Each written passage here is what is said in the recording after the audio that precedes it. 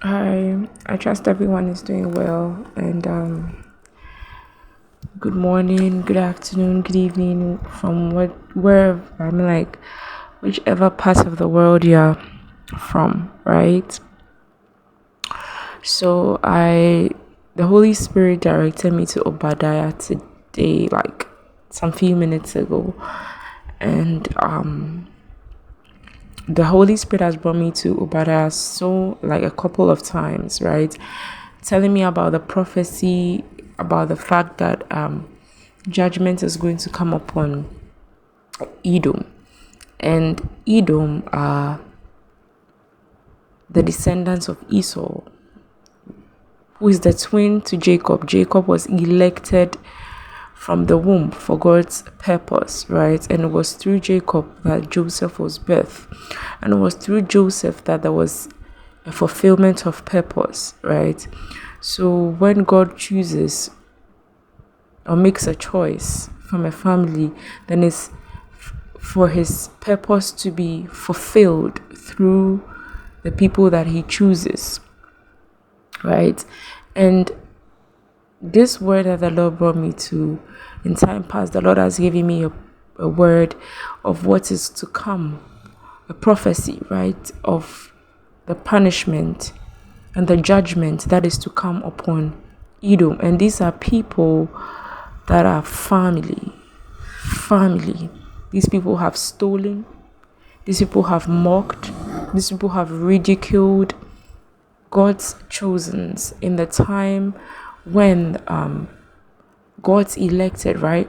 And the time when they were in their wilderness, and the time when they were going through their afflictions, in their day of adversary, they mocked them, stole from them. They even made alliances with the wicked to steal from them. And it's out of the pride of their own hearts, because they always see them to be competition, because they know the perfect plan and will that God has through their lives, and they have also seen and witnessed the favor of God, right? And these are family, supposed family, but because of the pride of their hearts and the wickedness in their hearts, in times when their own family was going through the adversary that they were supposed to be of support and to be of help and to stop the wicked from hurting and afflicting them, they did nothing about it. Not only did they do nothing about it, they also,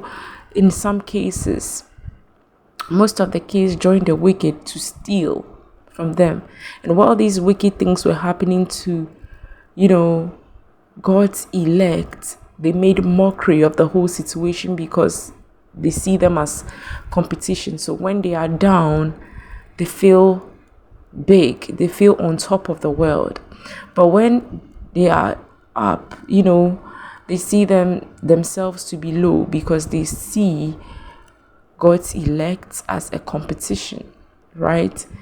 Not them, they do not understand the fact that, and they do not want to accept the fact that these are the ones that God has elected for a purpose, which they are all going to even be beneficiaries of, right? But the Lord said he's going to punish, like he said, he was going to punish these people for their wickedness, and that the very same things which they did is going to come upon their own heads. So I'm going to read Obadiah 4, which says, "Though thou exalt thyself as the eagle, and though thou set thy nest among the stars, thence will I bring thee down, saith the Lord."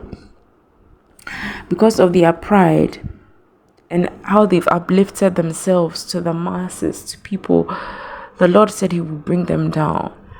That was the prophecy the Lord gave. I'm going to pin that word to this video, right, as remembrance. And many of you who are God's elect will be seeing these things happening to these people right now. If you are not seeing it now, maybe these people are not close to you, but you would hear of it. You will be seeing it physically, but God is going to make you see what is going to become of these people physically.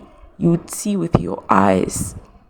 You would see with your eyes what has become of them, if it has not yet started. But the Lord has been showing to me certain situations, and you know, it has already started, right? It has already started. And you know, in my spirit, I feel like this situation is meant to humble them. This situation is meant to make them come back to the Lord, to make them serve God and repent, right? That is what I feel in my spirit, because when the Lord brings a person down, it's going to leave a humbling effect on the person. And if that still does not humble the person, then, you know, that's up to them. And the Lord can go ahead to do whatever He wants to do with them, right? And also, I'm going to read this is the verse number 10. He said, "For thy violence against thy brother Jacob's shame shall cover thee, and thou shalt be cut off forever." And the verse number 15 says, "That for the day of the Lord is near upon all the heathen. As thou hast done, it shall be done unto thee. Thy reward shall return upon thine own head." Just like how they mocked, laughed, ridiculed, stole from God's elect, it's sad to know that, and sad to say that the very same things which they did is going to be done to them. My God. My God. And the verse number 17 says, "But upon Mount Zion shall be deliverance, there shall be holiness, and the house of Jacob shall possess their possessions. And the house of Jacob shall become a fire, and the house of Joseph a flame, and the house of Esau for stubble, and they shall kindle in them and devour them. And there shall not be any remaining of the house of Esau, for the Lord hath spoken of it." Right? Every single thing that they stole, they made an alliance with the wicked to steal. Every single possession that has been of God's elect in their possession is going to be restored back to God's people. And if this is a family tree and you are seeing this in the family, you are going to see that things are suddenly turning sour and bad for the ones that have stolen from you, from the ones that have mocked you, from the ones that have ridiculed you. You would see with your eyes how things are going to turn from 100 to 0 for them.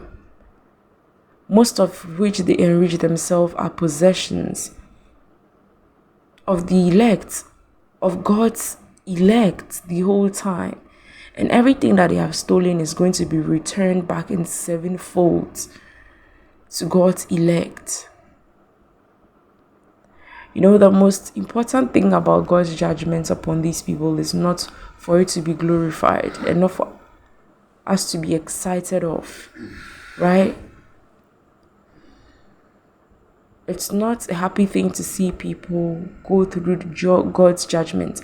You know, these people had been warned several times to stop with their wickedness and their evil, but they refused because of the pride of their hearts. And so, you know, this year is a you reap what you sow year. And so they are having to reap whatever it is that they have sown. So I have to pray for these people that the Lord's perfect will be done in their lives, because it's not funny at all. And what I'm seeing, it's not a joke. It's intense judgment upon their heads. Intense. At the verge of clicking out of this recording to make it God is just is a God that gives lots of confirmations. Listen, the Lord brought me to Psalm 75, right? the verse number 7, which says that, but God is the judge. He putteth down one and setteth up another. For in the hand of the Lord there is a cup, and the wine is red, and is full of mixture. And he poured out of the same, but the dregs thereof. All the wicked of the earth shall wring them out and drink them. But I will declare forever, I will sing praises to the God of Jacob. All the horns of the wicked also will I cut off, but the horns of the righteous shall be exalted. So this is a confirmation. My God. Wow.